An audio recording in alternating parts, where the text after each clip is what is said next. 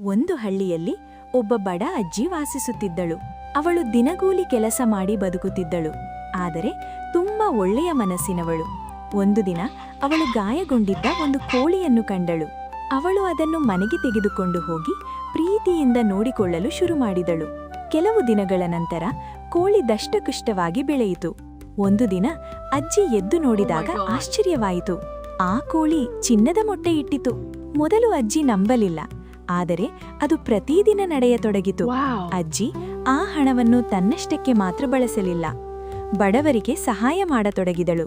ಅವಳು ಹಳ್ಳಿಯಲ್ಲೇ ಅತ್ಯಂತ ಪ್ರೀತಿಯ ವ್ಯಕ್ತಿಯಾಗಿದ್ದಳು. ಆದರೆ ಅವಳ ಪಕ್ಕದ ಮನೆಯವರು ಇದನ್ನೆಲ್ಲ ನೋಡಿ, ನಾನು ಈ ಕೋಳಿಯನ್ನು ಕದ್ದರೆ ಶ್ರೀಮಂತನಾಗುತ್ತೇನೆ ಎಂದು ಯೋಚಿಸಿದರು. ಒಂದು ರಾತ್ರಿ ಅವಳು ಕೋಳಿಯನ್ನು ಕದ್ದು ತನ್ನ ಮನೆಗೆ ತೆಗೆದುಕೊಂಡು ಹೋದರು. ಅವರು ಕೋಪದಿಂದ, ನನಗೆ ಈಗಲೇ ಚಿನ್ನದ ಮೊಟ್ಟೆ ಕೊಡು. ಆಗ ಕೋಳಿ ಭಯದಿಂದ ನಡುಗಿತು. ಆದರೆ ಚಿನ್ನದ ಮೊಟ್ಟೆಯ ಬದಲು ಅದು ಕಪ್ಪು ಕಲ್ಲುಗರನ್ನು ಇಡತೊಡಗಿತು. ಅವರು ಕೋಪದಿಂದ ಕೋಳಿಯನ್ನು ಹೊಡೆಯಲು ಮುಂದಾದರು.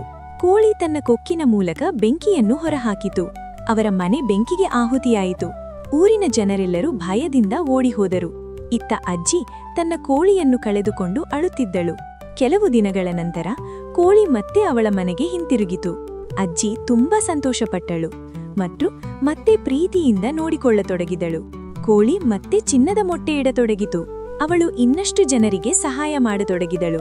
ಈ ಕಥೆಯ ನೀತಿ: ಪ್ರೀತಿ ಮಾಡಿದವರಿಗೆ ಒಳ್ಳೆಯ ಫಲ ಸಿಗುತ್ತದೆ, ದುರಾಸೆ ವಿನಾಶಕ್ಕೆ ಕಾರಣವಾಗುತ್ತದೆ.